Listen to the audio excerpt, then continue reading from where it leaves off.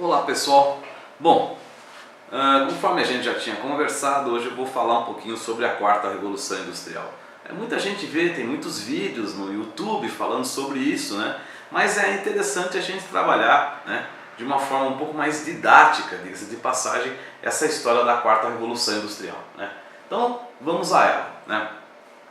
O que é na verdade a quarta revolução industrial? Imagina o seguinte, né? Você está em 1760 e de repente aparece um maluco como eu, né? E chega para você falar, vai mudar tudo.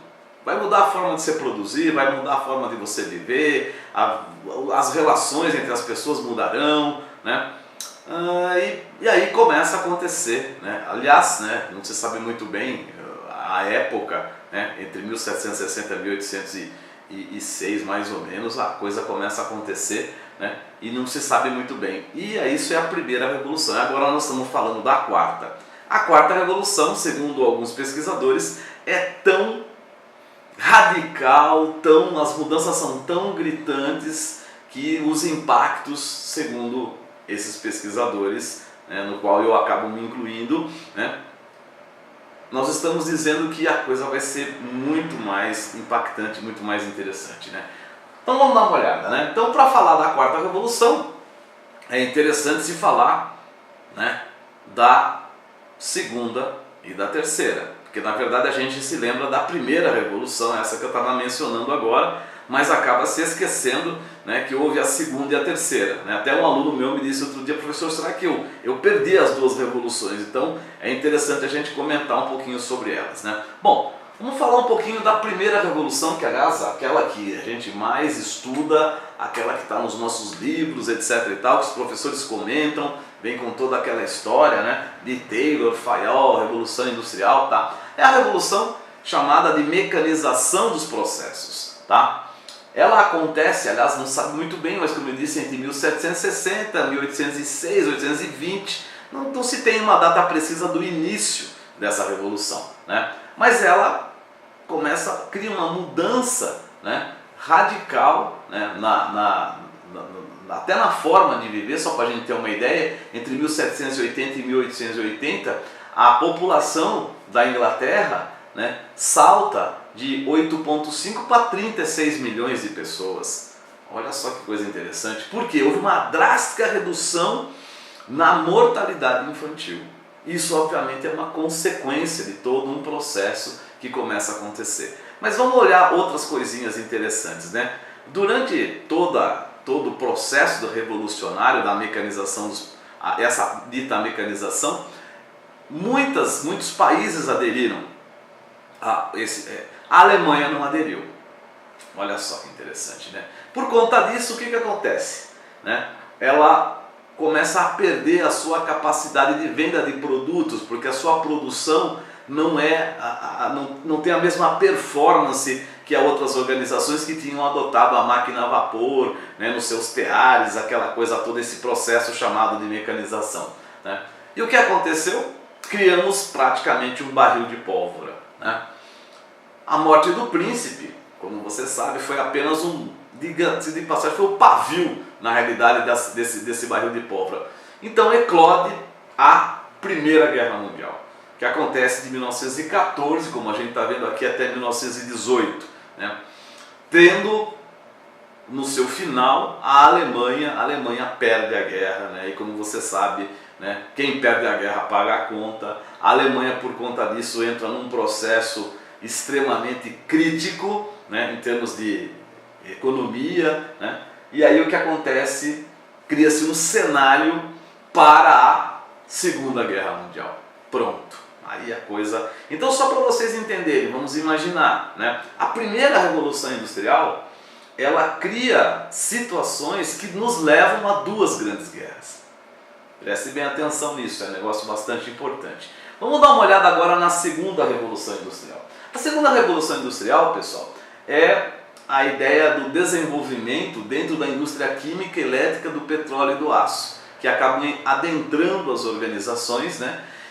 A gente coloca, né, terminou. Não, na verdade as revoluções não terminam. Eu coloquei aqui, terminou durante a Segunda Guerra Mundial, entre 39 e 45, mas na realidade ela não termina, né?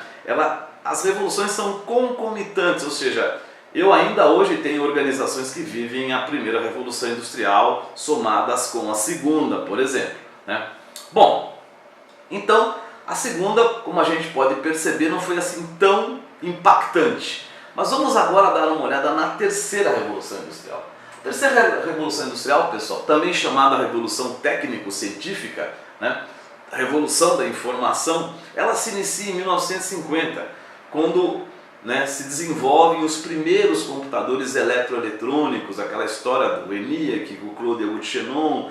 Do outro lado eu tinha Alan Turing na Inglaterra, aquela coisa toda, aquele movimento que nós assistimos naquela época, lemos no caso naquela época, né? E de repente surgem os computadores e a partir dos computadores, né, se alavanca uma série, todas as áreas da ciência começam a ser impactadas. Veja que interessante. Na sequência, isso já meados de 60 e 70, em 1966, é criada a internet através de um projeto de defesa norte-americano durante a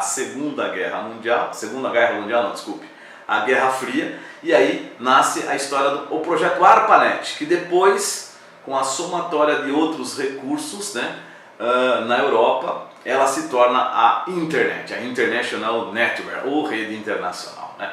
E aí são somadas telefonia celular, uma série de mudanças muito significativas, né? Ou seja, durante esse período, praticamente durante 50 anos, diga-se de passagem, o homem teve uma evolução tecnológica sem precedentes, né? Aí olha só que interessante, né? Aí tem uma discussão que eu quero colocar aqui em pauta, que é o início da quarta revolução industrial, né? A quarta revolução industrial, pessoal, ela, segundo, né, um pesquisador, um cientista, né, alemão, que é o nosso amigo Klaus Schwab, ele diz que esta revolução inicia-se no início do século XXI, através de uma prática implementada na Alemanha chamada Indústria 4.0, né?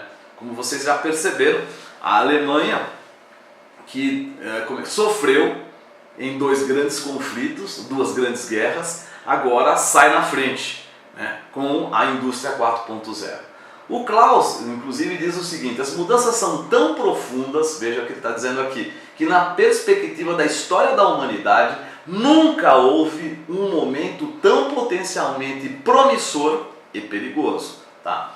E aí a coisa começa a acontecer de uma forma bastante interessante. Eu quero colocar um ponto importante pra caramba, na minha opinião, né? Porque, aliás, vários pesquisadores, dos quais eu me incluo, estão dizendo que realmente essa quarta revolução industrial que está iniciando, né, que iniciou agora no início do século XXI, ela será e é a revolução mais drástica que nós estaremos vivendo, né? Bom, eu quero colocar um pouco mais de lenha na fogueira, pessoal, né?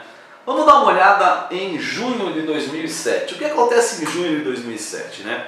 O senhor Steve Jobs lança um equipamento chamado iPhone. Esse equipamento chamado iPhone muda drasticamente ou cria uma revolução na indústria da telefonia, criando na realidade, o que a gente está vendo aqui é uma coisa que nós batizamos hoje de smartphone, né? Ou seja, na realidade é um computador, um pequeno computador que possibilita uma série de coisas super interessantes. Ou seja, a gente diz até assim, né? Quebrou uma série de paradigmas. Paradigma da fotografia, do filme, da música, né? Da conexão com a internet e também com... Eu tenho hoje no meu bolso, né? Através do meu smartphone, através dessa coisa aqui, eu tenho um monte de possibilidades. Vamos entender um pouquinho isso que eu estou discutindo com vocês, né? Então, aqui eu pintaria o que eu chamaria de cenário atual. O que é o nosso cenário atual? O que o nosso smartphone é capaz de trazer para nós, né? Através do cloud computing, ou seja, da computação em nuvem, né? Essa história da conexão em termos de mobilidade, eu consigo trazer algumas coisas extremamente interessantes, né? A primeira delas é a tal da Big Data, ou Big Data na realidade, como se diz, ou as grandes bases de dados, né? Que na verdade são grandes armazéns de dados onde eu vou colocando coisa, cruzando informações. Aliás, né, só para você ter uma ideia, no ano de 2017 nós armazenamos mais informação do que em toda a nossa história de 2016 para trás, desde que nós começamos a escrever nas cavernas, só para você ter uma ideia, né? E dizem que agora em 2018 nós vamos dobrar essa informação. Um negócio absurdo, né? Ou seja, cada WhatsApp, cada upload que você faz de uma foto no Facebook, né, você está aumentando essa coisa chamada Big Data. E isso, é claro, né, dá a possibilidade das organizações conhecerem o nosso perfil, rastrearmos, sermos rastreados, aliás, né, e isso obviamente está criando uma revolução bastante interessante. Agora olha só, tem uma outra coisa bastante legal também, que é a tal da inteligência artificial, que aliás, a gente, não, a inteligência artificial está aqui, ó, está aqui dentro, tá? Se você tem um equipamento Android, você tem Google Now, ou seja, que é uma inteligência que está aqui. Se você tem um equipamento Apple, você tem, né, dentro do sistema operacional iOS, você tem a Siri. Se você tem o Windows, né, um sistema operacional Windows, você tem quem? A Cortana. Ou seja, são inteligências artificiais que estão junto conosco o tempo todo. Você interagindo com ela ou não, ela está vasculhando, interpretando, armazenando dados sobre a sua vida. Isso é um negócio muito interessante, tá? Bom, somado a isso, aliás, a inteligência artificial ela tinha uma série de problemas, entre aspas, né? Em termos de velocidade, processamento de informações, mas aí nós somamos a computação quântica. Pessoal, a computação quântica não é mais uma ficção científica. Não, já está acontecendo. Muitas empresas têm esse equipamento, e esse equipamento é um equipamento extremamente interessante, mas só para resumir, ele dá velocidade de processamento à inteligência, né? E a todas as aplicações, né? Só para você ter uma ideia, a partir de a máquina quântica tem um grande diferencial da máquina clássica, porque a máquina clássica executa uma coisa de cada vez. A máquina quântica executa uma grande quantidade de aplicações simultaneamente, né? Ou seja, a velocidade de resolução de problemas é absurda, né? E isso obviamente está criando grandes mudanças no nosso cotidiano. Não podemos nos esquecer de uma mudança drástica também que já está acontecendo, que nós lá para trás chamávamos de e-money, né? O dinheiro eletrônico, que são as criptomoedas, né? No qual a gente destaca sempre o tal do Bitcoin, que todo mundo fala mal, não vale nada. Na realidade, quem fala mal são as instituições que querem controlar, porque na realidade essa moeda não tem controle de Estado, de país, de nada. É uma moeda livre, pessoal, e que pode ser, olha só que coisa interessante, pode ser trocada em qualquer lugar do mundo por qualquer moeda. Meu Deus do céu, é um negócio realmente extremamente interessante, né? Uma quebra de paradigmas ímpar, tá? Vamos dar uma olhada agora um pouquinho nas consequências, né? Rapidamente aí, tá? Olha só, eu tenho aqui algoritmos do vício, economia da atenção, persuasão da mente. Nossa, que negócio catastrófico. Não, isso, pessoal, por favor, né? Não vamos fazer um drama. Na realidade, tudo isso que a gente está vendo aqui, algoritmos do vício, economia da atenção, que foi escrito pelo Davenport, né, persuasão da mente, isso são instrumentos que as organizações como Google, Facebook, né, e outras, Microsoft, estão utilizando para ter espaço no mercado. É uma briga, na realidade, pela sua audiência, pela sua, né, pela sua participação, eu quero a sua atenção, cada segundo é precioso. Tá? Isso obviamente está levando a uma série de situações, intoxicação digital, vício, isolamento social, necessidade de tempo, né? E aliás, a persuasão da mente através de recompensas variáveis, eu crio um vício tremendo no cidadão, né? O cara não consegue não só se livrar disso aqui, mas o tempo todo tem que estar conectado, falando, conversando, curtindo no Facebook, respondendo informações no WhatsApp e assim por diante. Tudo bem, existe um grande potencial dentro dessa história, claro, tá? Mas existe também todo esse efeito colateral, que aliás nós não sabemos muito bem no que isso vai dar na realidade, né? Uma coisa nós já sabemos, né? Alguns pesquisadores já defendem, né, a ideia dos analfanautas, né?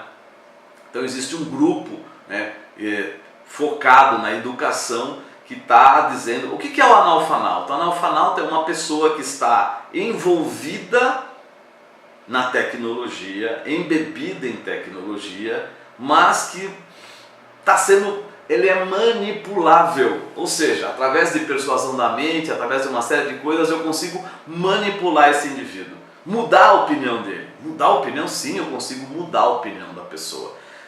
A quem interessa isso? Pense um pouco. Primeiro, as organizações. Você compra aquilo que eu quero que você compre, você consome aquilo que eu quero que você consuma. E depois, pessoal, pense bem, também aos governos, né? Você vai votar em quem eu quero.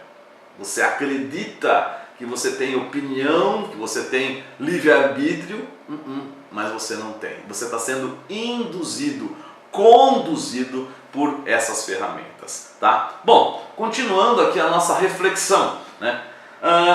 A revolução propriamente dita, ela vai estar trazendo novos paradigmas, ou seja, novas maneiras de se trabalhar. Vocês já perceberam que aqui no Brasil, por exemplo, os bancos estão praticamente forçando você a trabalhar com o seu smartphone. O fim do livre-arbítrio, ou seja, você acha que está decidindo, mas você não está decidindo nada, né? Claro, nós vamos ter grandes problemas sociais, vamos ter um monte de gente desempregada, né? Aliás, eu falei ali atrás, até esqueci de mencionar, né? Nós também teremos, pessoal, um grupo que nós estamos chamando de inúteis. Pessoas sem nenhuma formação, sem nenhuma colocação, sem nenhuma contribuição, não conseguem contribuir para a sociedade. Então nós vamos ter que repensar o nosso modelo econômico-financeiro do jeito que a gente vive hoje, né? Isso é um fato, já tá. Aliás, eu até coloquei aqui, pensar numa nova forma de solução dos problemas econômicos. Isso é uma realidade. E outra coisa que eu coloquei aqui, nós vamos ter hordas de analfanautas, né? Pessoas que são facilmente induzíveis. Aliás, deixa eu te comentar uma coisa que eu acho interessante, né? Qual é a saída para essa problemática? Veja bem, eu digo assim, né? Domine para não ser dominado. Domine isso aqui. Na realidade, não é aprender a programar. Não. Domine é saber o que ele faz, quais são os seus potenciais, etc. e tal. E de vez em quando você se dá o luxo de desligar o equipamento e deixar o equipamento de lado, tá?